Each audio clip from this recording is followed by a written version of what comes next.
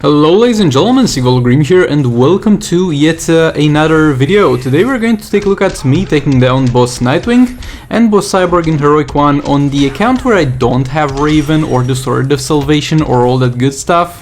This is going to be a more free-to-play friendly experience. I do have a level 1 candle out of the Chaos artifacts, except for the one that you get for free, the chakra, but yeah, it's a level 1 candle. It's gonna add just a little tiny bit of attack. It doesn't matter, really, it doesn't matter. If I've had perfect builds on the characters, then it would have been the same thing, which I don't, obviously, because epic talents take a lot of creds. But yeah, over here we're going to just sweep through Nightwing real quick using Silver Banshee. And yeah, we shouldn't encounter too many problems here. Like, I was thinking that I might switch to, I might need to switch to playing it safe, because his first ability is a little bit long ranged, and we can't really properly do our stuff with Silver Banshee perfectly. Over there I prolonged the combo because he was gonna do the super move, so I need to do a full string with Silver Banshee and then tag her out after the special tree, which went well enough. Reverse Sash back in, trying to gap close here, and unfortunately I get hit by that rip. I got greedy. Silver Banshee in for a special tree, and yeah, I'm playing it risky here. At any point he could use the special one and kill my Silver Banshee, though at the same time I don't think he does it if you are in mid-range from him. If he usually does it when you're very far away from him. Like, if you didn't know, AI is got some sort of mechanism in place that tells them when to trigger their abilities, so they don't just throw abilities around all the place. And yeah, you can use that against them. Backing off into another special one, and yeah, over here I think I'll switch to playing it safe, because we don't have that much health left on Silver Banshee. Yeah, going for a full string into a special tree and then tag her out. She's 100% safe here as long as I don't miss the ghost tap and fail tagging. Another special tree in there, sadly not the crit, that was a lethal if you were wondering. Going extra with the reverse flash on higher combo, because we're not getting that special tree on 4 all blade stacks anyway at that point, so we shouldn't even bother. Silver Banshee back in for another special tree, and nah, I was gonna say there we go, but it looks like we're gonna need one more, sadly. Silver Banshee in, another special tree, there we go, ladies and gentlemen. And are you prepared for the amazing rewards that I got over here? So, yeah, it's garbage. Somebody in the comments might be like, but Sigvald, Emerald Green Lantern is a good character. He's just okay. He's just an okay character, and I already have enough shards to max him 2 times over. And at the very least, look, there's at the very least a high level Amulet of Tech, so that can be shared for a lot of materials. So at the very least, that's there. Okay, now getting into the boss Cyborg over here. Again, I don't think Raven on the other account was that huge of a help with this. I mean, obviously we dealt far more damage, but his damage cap is so low that not even Raven plus King can break it. He's got the max defense, so we do need to worry about that thing. So for that reason we're going to have classic Superman over here, taking care of his defense. Ideally I should have done 3 special trees instead of just 2 of them. But yeah, none of my characters would have been able to tank that except for King. I think I should have sacrificed King to save classic Superman there for yet another special tree, but now it's too late to regret. Re-engage the combo with Dr. Fate. And yet again, what I've seen from this dude, unless you are very close to him, he will not use any ability, so you can back off all you want with Dr. Fate and then re-engage combos with the Flower Box easily. Had to stop over there for a few seconds actually, because my neighbor started drilling the walls again.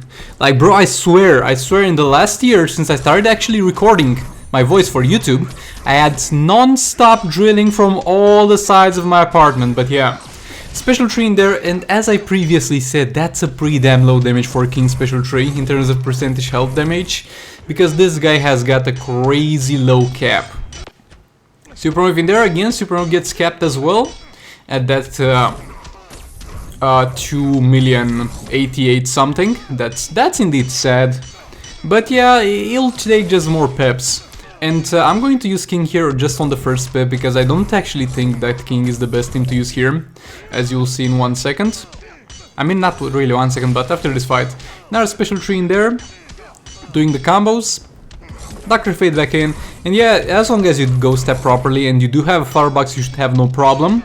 If you don't have a firebox and you're attempting this fight without firebox, so without being able to use your Dr. Fate, then make sure that you just back off and re-engage the combo after he does a jump attack, because as I have explained, he's got short range abilities and his AI will usually not use any abilities if you're far away from him. Just back off, and after he does a jump attack or something that exposes him, tagging King.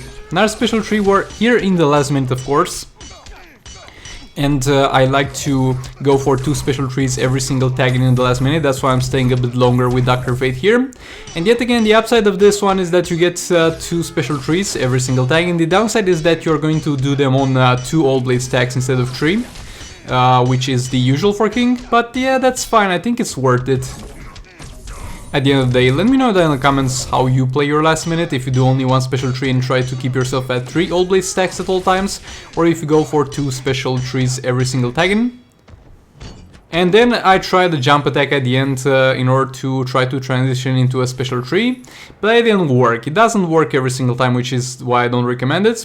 And yeah, actually we dealt a pretty decent amount of damage, and looking at that damage, nah, never mind, this is the best team to use. But for the cleanup over here, I'm going to use the Batman Ninja team, and we're going to take a look at that twice. Like, I used it first of all because obviously King was not available, and then after the refresh, I'm like, I can clean this up with the Batman Ninja team, and maybe the King will do more damage elsewhere. So yeah, the Batman Ninja team on this account is not going to really have gears on Gorilla Grods, so that's something to keep in mind, and that might be a little bit annoying, but at the end of the day, as I said multiple times, you don't really need gears for the Bad Ninja Gorilla Grodd. He'll do fine without. Just make sure you get some lethal on his talents. And granted, we didn't get the best start over here, because with the Bad Ninja team is a little bit tricky as long as the enemy is not combo interruptible. Going to take Catwoman back in here, going for a special 2 to apply that dot damage and increase our lethal attack chance in the meantime. And yeah, I regret not putting the firebox on Gorilla Grodd actually. I don't even exactly remember what I did put on Gorilla Grodd. I think I put the artifact thingy that we got. The chakra artifact, I put it on Grodd, and then I put the candle artifact on Robin. But at the end of the day, this only gave me 500 additional attack, because if I didn't, I would have put the chakra on Batman Ninja Robin and then firebox on Grodd, so I don't think it was worth it at the end of the day. Firebox would have been far better for those few moments where I needed to get close. And yeah, over there I backed out from using Batman Ninja Catwoman for a bit, because I need to tag in and out, obviously, all blades and all that stuff. And a little bit of an annoying part here, like, yeah, this is not the ideal fight for them. And you can't, somebody say in the chat of the live stream, because this was obviously streamed live, that I should use the Claws of Horus on Catwoman.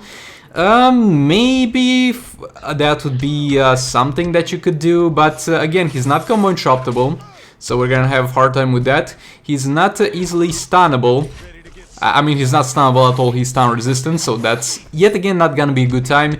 And also my Oblades has 2 epic special 3 damage bonuses and 1 epic attack, so we're benefiting far more from that. Over there I could combo interrupt, and as I said previously, even if a character is not combo interruptible, it will work from time to time, but that is indeed not a reliable thing that you can do. We're pretty much counting on him missing his attacks, which if he doesn't, then we're going to be far worse than if we didn't try to combo interrupt. And Catwoman's got fast attacks, so that's something to keep in mind. Like, if she can't combo interrupt, then maybe Black Adam can, but other than that, nothing. And yeah, ending off with a special 3 over here, and at the end of this I looked at the damage and I was like, well, that's pretty much the amount of health that he has got left, so we need to do just a little bit better in the next fight than we did in this one, and we're gonna be fine. And here we are actually back at it with the Bad Ninja team again, and let's see if we get a better outcome this fight. We just need to do a little bit better than the last one. Again, I didn't equip the firebox on Gorilla Grodd, which again I do regret looking back on it. That would have been definitely worth it. Starting off with a special 2 to get those lethal attack damage stacks. Re-engage the combo. Let me check Catwoman back in, and we're going to go for a special 3. Really want to save up for that super move, but not having lethal on Grodd is going to hinder that a bit. Also, his power drain over here was kind of annoying.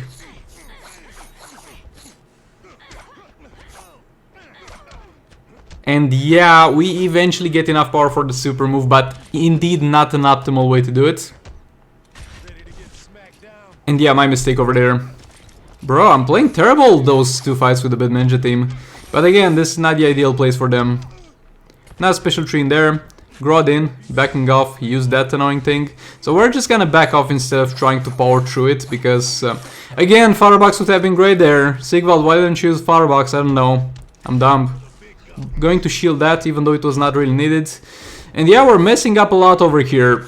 Oh boy, oh boy. And for some reason we will end up, spoilers, we will end up killing him in this fight. And I don't know how, because so far it's looking far worse than the previous fight. Maybe better luck on crits or something like that. Catwoman back in for another special 3. Backing off. Letting him try to hit us there. Catwoman back in, another special 3. Oh, that was a 1.2 million, that was pretty decent. Grodd back in. Re-engage the combo. Now we do need to refresh that dot damage, so we keep stacking lethal. Catwoman back out. Re-engage the combo. Catwoman back in. And yeah, ideally, even though this is not the ideal fight, ideally you want to use the special 3 of Catwoman. Of course, granted you don't have max lethal attack chance. If you don't have max lethal attack chance on Catwoman, which is not necessarily the build that you must go for, but it's an option. But if you don't have that, you need to use your special 3 before your lethal attack chance expires from it, so that you get lethals on it as well. But yeah, pretty high amounts of damage. I guess this was luck on crits, and we're going to easily be able to finish this fight with a lot of time left. Really, I don't know why this was a drastic change from the previous fight, but it was. And there we go, Cyborg down as well. And yeah, in terms of the rewards, yeah, we got some amazing stuff over here. We got Soul Stealer, Dr. Fate. Close to reaching 2000 additional shards for him, so that's great, really aiming for that point. And then the Tech Artifact, which is a great defensive artifact. For the record, if any new players are watching this, that's a trash artifact and that's a trash character. But yeah, all that being said, thank you so much for watching. Please do like, comment, subscribe and share if you enjoyed this. Dislike if you dislike it, maybe hit that bell button. And I'll see you all in the next one. Goodbye!